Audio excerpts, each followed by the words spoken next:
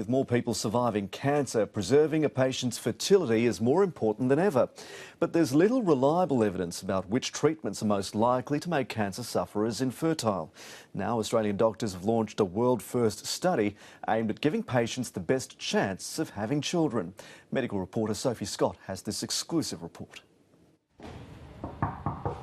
Hi! At just 22, Amy Weiss had to cope with being diagnosed with Hodgkin's lymphoma and also whether to protect her fertility before starting treatment.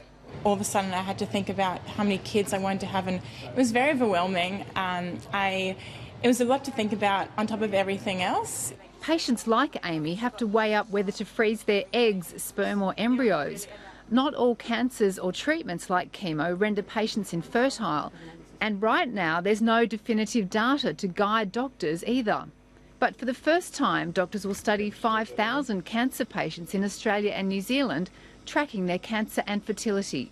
We will know for different age groups and different types of cancer and different types of treatment who needs to freeze their eggs and who doesn't, and if they do, how likely they are to have a child later down the track. This is the first attempt in the world to collect information on a national scale. The new register is called Future Fertility. 80% of cancer patients survive their cancer diagnosis and they become survivors. And the number one thing that worries the most is infertility.